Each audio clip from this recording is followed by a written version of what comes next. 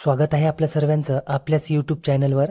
आजच्या क्लासमध्ये आपण 5 ते 10 मार्चपर्यंत घडलेल्या सर्व IMP चालू घडामोडी प्रश्न पाहणार आहोत, जे येणाऱ्या आपल्या प्रत्येक एक्झामसाठी उपयोगी असतील। चॅनलवर आले आहात, सबस्क्राईब, शेअर, लाईक करायला विसरू नका। चला वेळ वाया न घालवता क्लासला सुरुवात करतो। प्रश्न पहिला आपल्या समोर आहे, जागुआर फायटर स्क्वॅड्रनची पहिली महिला पायलट कोण बनली आहे? मोस्ट IMP प्रश्न आहे। योग्य उत्तर आहे तनुष्का सिंग। तनुष्का सिंग ही जागुआर फायटर स्क्वॅड्रनची पहिली महिला पायलट बनली आहे। ऑप्शन जर पाहिले तर अवनी चतुर्वेदी। अवनी चतुर्वेदी ही भारतीय हवाई दलाची पहिली महिला पायलट आहे। शिवांगी सिंग। शिवांगी सिंग ही राफेल विमानची पहिली महिला पायलट आहे। आणि मोहना सिंग। मोहना सिंग ही तेजस लढाऊ विमानची पहिली महिला फायटर पायलट आहे। तसेच अनामिका राजीव ही इंडियन नेव्हीची पहिली महिला हेलिकॉप्टर पायलट आहे। साधना सक्सेना ही आर्मी मेडिकल सर्व्हिसची पहिली महिला महासंचालक आहे। आणि शिवा चौहान ही सियाचिन ग्लेशियरमध्ये तैनात होणारी पहिली महिला अधिकारी आहे। क्लिअर। नंतरचा प्रश्न आहे, प्रश्न दुसरा, आंतरराष्ट्रीय महिला दिन केव्हा साजरा केला जातो? योग्य उत्तर आहे 8 मार्च। हा प्रश्न आपण थोडक्यात समजून घेऊ। दरवर्षी 8 मार्चला आंतरराष्ट्रीय महिला दिन साजरा केला जातो। यंदा 2025ची थीम ही सर्व महिला मुलींसाठी हक्क, समानता आणि सक्षमीकरण ही आहे।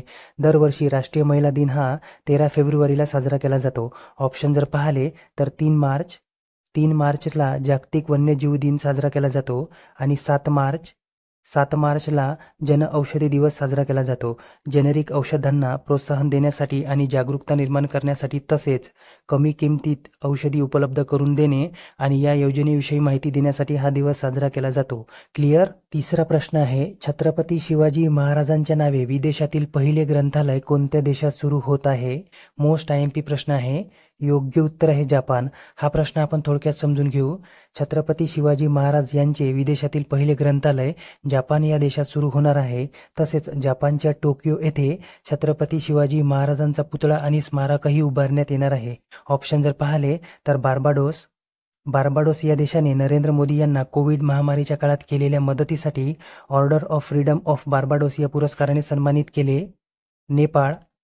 नेपाळ देशासोबत भारताने पाणी, स्वच्छता आणि आरोग्य क्षेत्राला प्रोत्साहन देण्यासाठी करार केला आहे।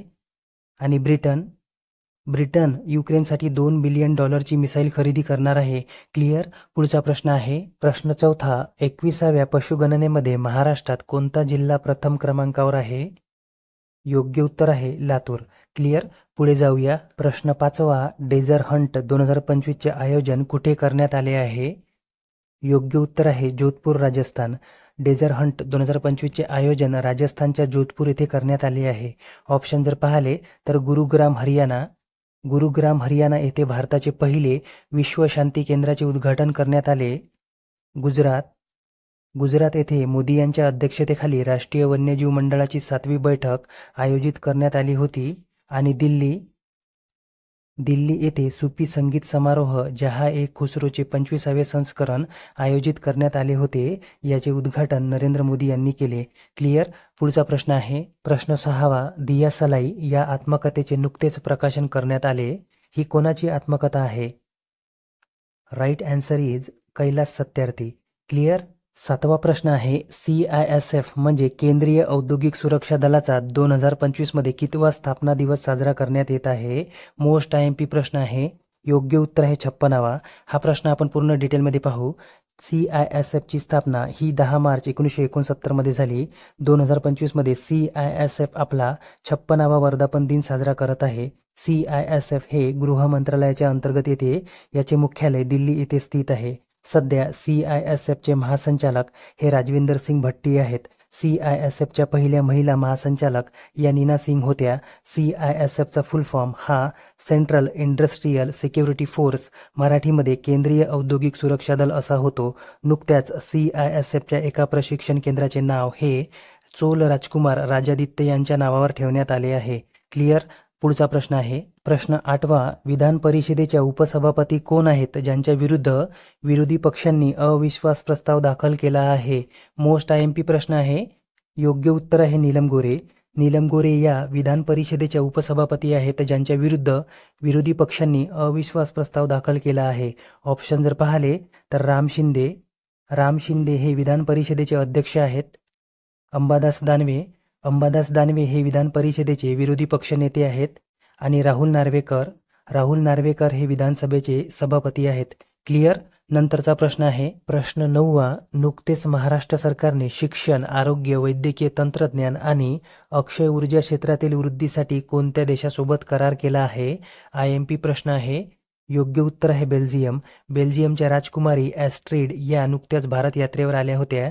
यांनी आणि महाराष्ट्राचे मुख्यमंत्री फडणवीस यांनी हा करार केला आहे. क्लिअर. पुढे जाऊया. प्रश्न 10वा. लोकमाता अहिल्यादेवी होळकर महिला सन्मान समारोह कुठे आयोजित करण्यात आला होता? योग्य उत्तर आहे दिल्ली.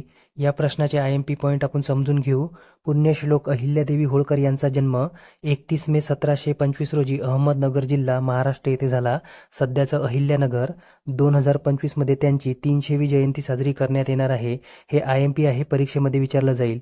महिला दिनानिमित्त दिल्ली इथे अहिल्यादेवी होळकर महिला सन्मान समारोहाचे आयोजन करण्यात आले होते. क्लिअर.